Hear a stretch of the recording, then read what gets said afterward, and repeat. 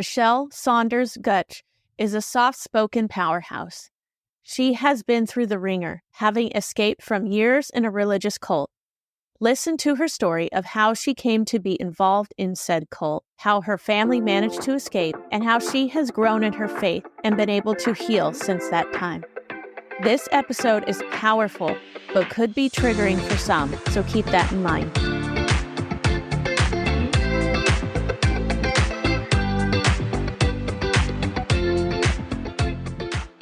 Before the episode starts, make sure you follow the show so you never miss another episode. Mischelle, thank you so much for coming on today to talk about this wonderful and also scary topic. It's definitely something that's necessary. The whole idea of a cult, a lot of people use that word, but I'm not really sure they know what it means. And before you get into your actual story, will you please share with us the definition of a cult for those who may not be familiar? Well, I can't without going back and looking in terms of the different definitions out there of cult. Yeah. You know, Wikipedia probably has something, Webster, all of that. But I can tell you that there is a distinguishable difference between an occult, like witchcraft, which you could, if you wanted to, say witches can be cultish,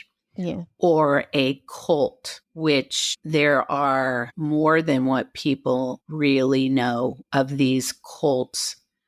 And I would say that the one thing that really defines cult is control, very much control, leader control.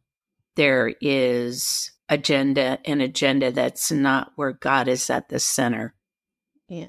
Okay. Yeah. That is, it's an agenda that is driven by the leader. And there could be a lot of arguments out there about Mormonism and people that are also in the Jehovah's Witness faith. Yeah. And some people could say that they would consider those groups cult because their leaders are all about trying to get people to be controlled into one truth, one way of thinking and living. And also there's a separation from others. There's not unity. And so I can say that is without ever, actually a very excellent question. But if you look up cult in the dictionary, as according to like definitions from Oxford Languages, you will find that they call it a system of religious, I would say, devotion directed toward a particular figure or object. Some could call it a relatively small group of people that have beliefs or practices regarded as strange or sinister. Maybe a misplaced or excessive admiration for a particular person or thing. So, I mean, that's kind of in alignment. Now, Wikipedia, as I said, they'll say it's a lay term for a group perceived as requiring unwavering devotion to a set of beliefs and practices which are considered defiant outside the norms of society. Yeah. So all those collectively and what I shared from, just my own, I'm hoping will give your listeners kind of an understanding.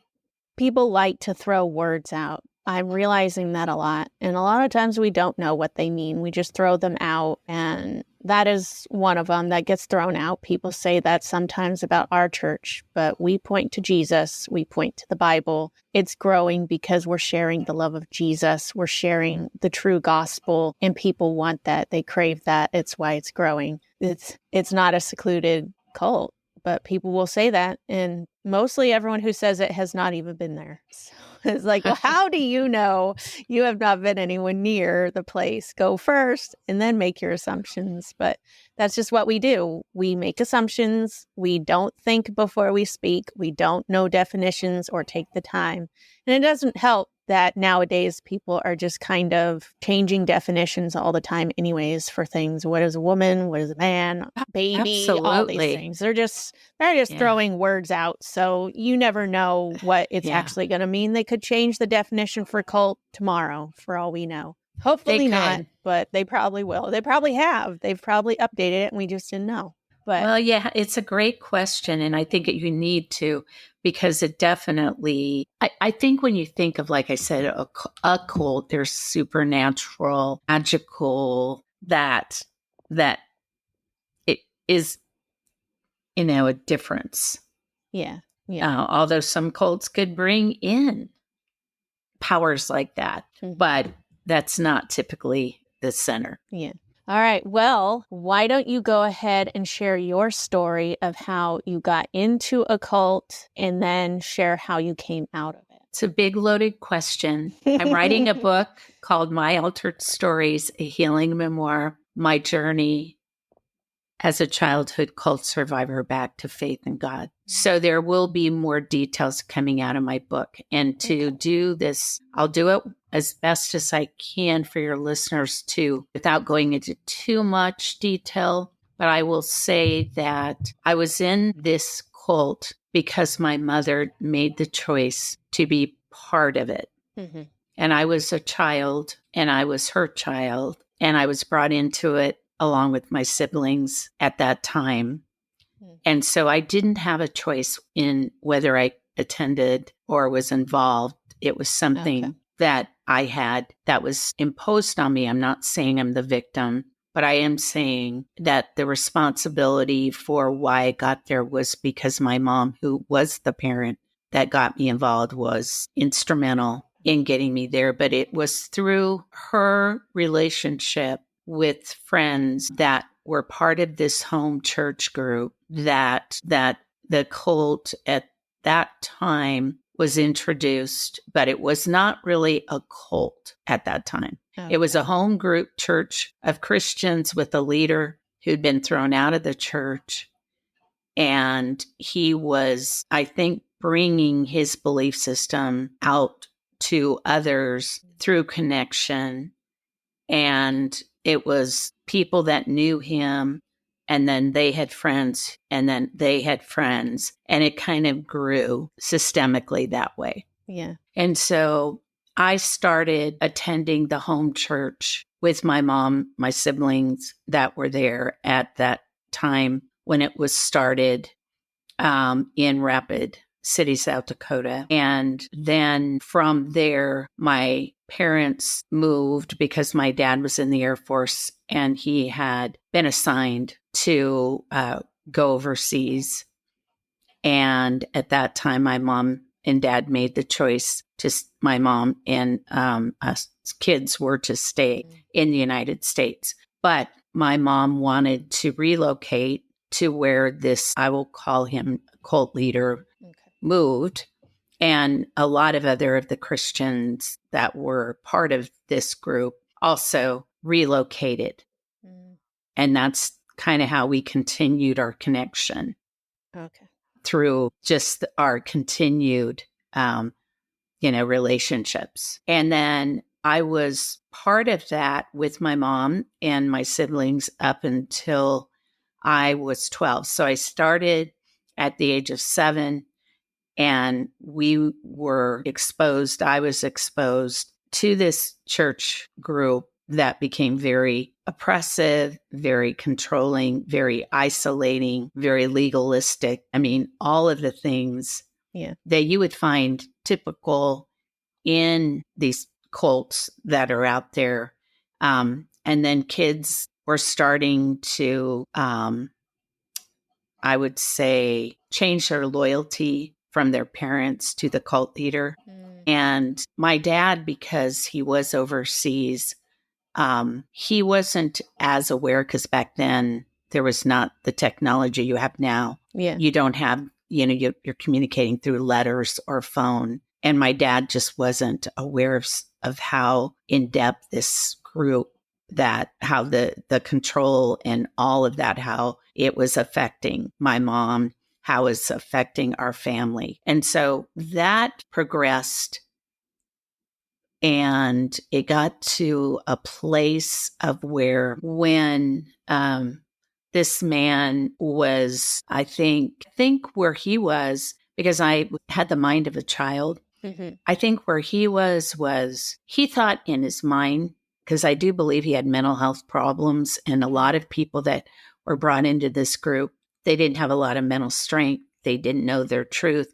They're very gullible, vulnerable, emotionally based. Yeah. I think he started really taking advantage of people's allegiance and loyalty.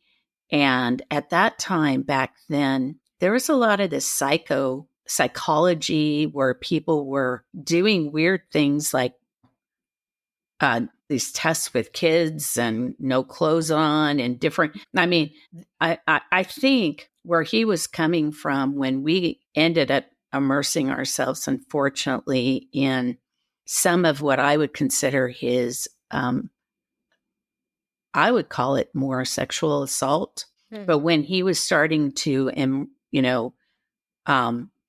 bring in what these Bible studies where people didn't have, their clothing on, I think he was trying to equate that to, being raw in front of God, being authentic, sin, I can't, say for sure, but you only can put some kind of logic in your head around, this, and where, you go, oh my gosh, how could a person, in our society think something like that wouldn't be exposed? Yeah. And I think because I was the age I was, he knew he was teetering on potentially, because there were members coming and going. And then I think when this actually escalated where families were being torn apart and, people were starting to see that this was just not right. I think that's when there was some exposure to the press in Montana. And then that is when things were happening in our family too. And my dad came back from being overseas. I mean, there was a series of things that transpired. But that was when I think my dad really realized, and the courts that were involved and people's lives that were being destroyed as a result of this. I think that's when the light bulb went on, and my mom and dad came to a point where my dad's like, you got to leave or I'm going to take the kids. And so anyway, that thankfully my dad, my mom were able to go forward in their relationship and heal, and God opened doors for that. It took time because from the time, like I said, from 7 to 12, I was involved, and I had other friends within this cult, some that came, some that went, and that helped. And I went to public school. They didn't make us go to a special school or anything. And that helped me mentally to be able to, continue to live my life with some kind of normalcy. Yeah. But it was very hard on my self-esteem, and it was very hard on me because I felt violated. And, there were just those kinds of things that a child in my age group should not have been exposed to. And my parents eventually did lose custody of my brother. And they were very fortunate they didn't lose custody of me. And I could have ended up in the foster system. I could have ended up being taken. My mom could have been thrown in jail for some of the things that had happened. Wow. And it was later in life that I think through some of my therapy and things that I had to deal with, because I suppressed it and I didn't, understand the trauma, and I didn't understand all of really what had happened. And the effect it had until later on in life. But I mean, thank God my mom came to the realization of everything and what had happened and the trauma it had caused on her family. Yeah. And we were able to work through that in our relationship. And my parents were able to work through, although there was still lots of healing. And, it really destroyed our family unit. Yeah. And at a very young age. But there's a lot to this. I'm kind of jumping around because I don't know your listeners that well. Yeah. And I don't know where what faith they're coming from or all of that. But that's the highlight. I mean, we went from a location in South Dakota to a location in Wyoming to a location in Billings and followed this man. And then we were eventually out of this cult, thank God. And I suppressed it and I wanted nothing to do with Christians. Yeah. And I wanted that to was the ask, part that was hard. how did all that make you feel about Jesus?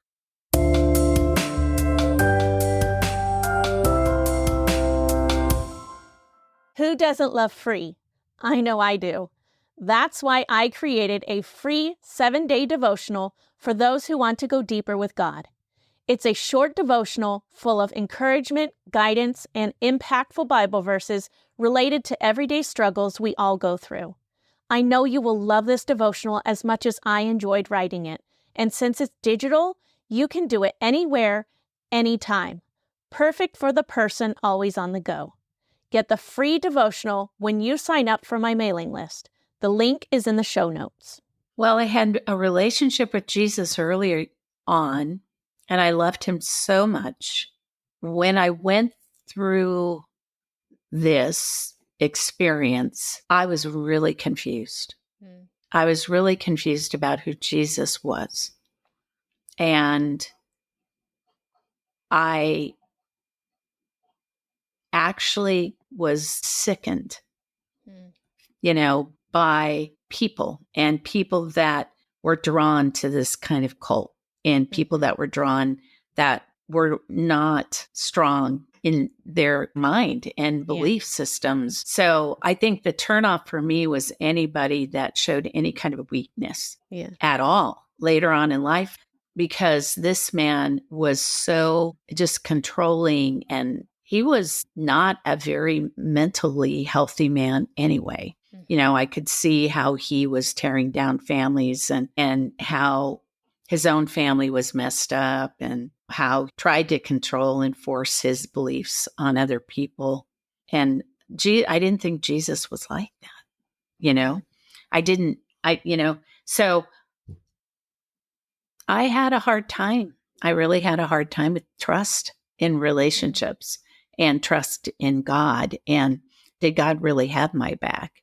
I mean, we got out of this cult. I was able to move forward. God blessed me in so many ways later in life. And he also showed me how important it is to know his word and how important it is to be around sound people and lifestyle and all of that so that you could be on the right path instead of being on a path that was destructive and chaotic and filled with fear and anxiety and just not the kind of freedom that we get, right? In Jesus Christ, the right freedom, the healthy freedom that you get. Yeah. So I don't know if that's enough, but usually that gives people, I hope, some sense of kind of the story of what happened. It can probably be a triggering thing, especially for those who have been through that, or it gives just enough of an overview where if someone is in it right now, they might have that moment where the light bulb goes off and they realize that they're in it. And then they can reach out to you for help to get out. Well, I have people that are doing that right now. But one thing I want to make sure your listeners are aware of, it's like, you got to be really careful not to normalize this kind of behavior. Mm-hmm.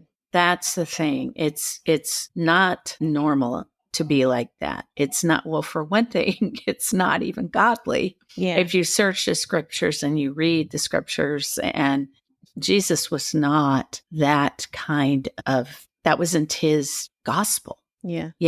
And so I think my mom came out of Catholicism, she was a Catholic, converted to Christianity through the Billy Graham crusade, never really found a sound biblical church, and then ended up off on the beaten path because she had friends there and she was looking for community, and there she went. Yeah. And that was years of her and other people. I'm just not the only one. There were other families, other people that came and went and got the brunt of the unhealthy behaviors. And that makes it tough, especially as kids. But I have to remind everyone, I was a child and now I'm an adult. Yeah. So I'm trying to bring the perspective of a child. Yeah. And I'm an adult. So yeah, it's probably hard because as a child, you trust your parents, you trust their judgment that they're going to do what's best for you. So when you see that they're either participating in it or whatever, it just looks to you like, okay, I can trust what they're saying. Obviously, this is okay. Otherwise, my mom or my dad wouldn't let me do it. But then as you get older, you start seeing things for yourself and you're like, well, I don't feel like reading the Bible naked. I'm going through an awkward phase as a 12-year-old. That's not what I want to do. And then you get shamed for it. And at some point you feel this is not okay. And you start making those decisions. And then you look to your parents and say, why aren't you protecting me? Now this does not seem right. And I'm glad that you were able to get out of it while you were still young and able to preserve what little innocence you may have had at that point that wasn't ripped from you, and that you were eventually able to come to a healthy love for the true Jesus Christ, who would never put you in that kind of a position. And I'm sorry that you had to go through this and went through a period of time that I think a lot of people go through who just believe that the church is a cult. They hate them for whatever reason. They hate God. And it's usually associated with something that someone did to them in a religious manner. It's never, I think I have yet to hear somebody say a specific reason why they hate God, and it's related to God specifically, why they hate him.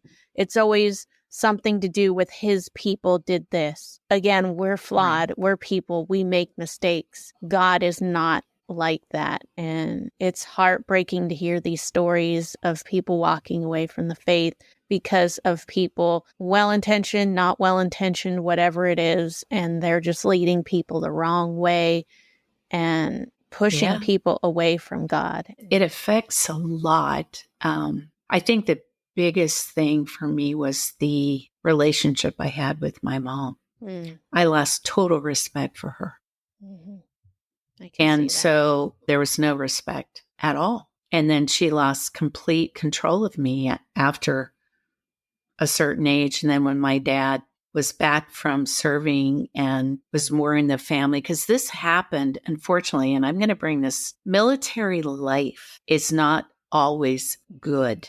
Though the things that happened too was my dad going overseas, my dad having a military career, and my mom being at the home, and my dad not being involved and not being the spiritual leader and not as an, so there was that transpired. I just feel that was instrumental too. And when my dad was really aware of what had really happened, then the damage had been done. And so that took a lot of time. By God's grace, by his mercy, I did see Jesus restore. Okay. So that's a good thing. Jesus did restore our family, but it took a long time because I didn't really understand the trauma and everything until I went and met with the mental health counselor. And then the story and sharing that and getting that out there. And then God brought me to Altered Stories Ministry to launch the ministry and helping women, give them a voice, sharing, all of that was ordained. So what I went through, God has used it for good. And I love that you're going to do more teaching. I think what's really important is that Christians understand their truth, understand the truth of the gospel, what God is all about, and that this is never someone else's agenda. Jesus is on the throne. Yeah. Amen. He is on the throne. And so if you people want to put in their, their flesh in their leading and all their desires. So we could go on and on and on, talk more and more and more. But I'm hoping that I could share just enough. Tell us about your ministry. You mentioned that you help women share their stories. So these would be women who have come out of cults or situations kind of similar to that. And are they just local stories that you have, or do you have them from all over the world? My ministry is a global mission, and it is a ministry for women, for uniting women, bridging sisterhood, and helping women, giving them a platform to share their God stories of redemption and overcoming adversity, transformational stories. And they are stories of where God came in, situations changed, and God healed them and brought them to where they are in their life today. So it's called Altered Stories Ministry. The story is altered. And so we have women all over the world. I've put out 143 episodes, and women have been Barbados, South Africa, Estonia. I've got them in Europe. We got Iran. We got Pakistan. We got India. Women from all over. But women are women, and these stories are healing, and they do bring healing to the woman that shares, and even healing to those that hear this story. And so I believe God wanted me to start this ministry. It wasn't until later on in life that I felt the call, but that was after I shared and found the redemption and the healing. And I saw that when I shared and told my story, there was healing and there was so much that came out of it. But more importantly, God was glorified through it. And he was and he is glorified through the ministry. And we do blogs, we do luncheon events, workshops. I speak at retreats. I speak to women, helping them find the story inside of them or get to a place of being able to get through their trauma to be able to move ahead into the calling God has. There's something special about sharing testimonies. That's why the Bible mentions it. There's a lot to it, and more importantly, it overcomes the enemy. The power of your testimony can overcome the enemy. And I think women walk around wounded and hurt and fearful. And it's really a ministry to Christian women, but there's a lot of other women that listen. So it really is pre-evangelism. And thank you for letting me share that, Anna. Yeah. So we're out there, www.alteredstories.org. We're on all the social media. We're growing. God is blessing us with favor because we're building the kingdom of God through this power of the story. So that's the cool thing. And it wasn't until I was able to actually share mine that healing began. Nice. Well, I'm excited to read your book, and I'm sure there's going to be many others who would love to read your book as well. Is it out yet, or it's coming out soon? Well, I'm working with my publisher right now on trying to pull together a plan for the book is written. We're refining and trying to come up with a plan to get the book launched. Okay. Yeah, I'm an author, so I get that. It's Yeah. I have a devotional that I actually wrote that is out there that highlights all my episodes. It's digital. You can get it. It's 52 weeks for a woman that might be interested or someone to hear all the top 52 episodes of all the stories. And it does some reflection, but that's actually out there, but it's not in hard copy. Okay. That was something I did. And then this healing memoir book, I want that book to minister to those who've come out of trauma and hard things. And there are more cults out there than what people realize. There's a lot of them out there. Yeah. We need to stay focused on the Word of God and understand what He's telling us in the Bible, and that will help us discern what is right and what is wrong. Yes, I agree. Well, thank you so much, Mischelle, for coming on and sharing your story and blessing us with the opportunity to partner with you in your ministry and your podcast and hopefully your book when it comes out. And I will put a link to that devotional that you mentioned. I'll put that in the show notes for anyone who wants that. Thank you, Anna. This is a blessing. I love having honest conversations with other Christians. Yes, it's definitely not something that happens very often, but I'm hoping it's going to start becoming a trend because it's necessary. It really is. We've skirted issues for far too long, and look where it's gotten us. So it's time to lace it up, pull our pants up all the way, and stop being so comfortable. Yes. Just get This out is, there and I mean, talk. it's not comfortable having conversations like this. Yeah. I mean, it's just not, but they need to be. We need to have them. Those conversations are needed. Yeah. We're supposed to share the gospel, and there's more way than just one way to do that. And this is definitely a way to do that because we are helping people get away from the wide path, and we're trying to put them back on the narrow path. So that is right. Absolutely. Yeah. I agree with you. Thank you for your support. Thank you for giving me the opportunity to share what I did share. Yeah, no problem. Friends, before we close, did something in today's episode resonate with you? Maybe you disagree with something that was said. Use the link in the show notes to leave a question or comment, and I will record a weekly mini-sode that addresses your message. Do you know someone who would benefit from today's content? Why not share the episode with them right now? No time like the present. Are you following the show yet? If not, do it now so you don't miss another episode. Lastly, don't forget to sign up for the mailing list so you can receive your free devotional. Thanks again for joining me today. I look forward to next week's conversation.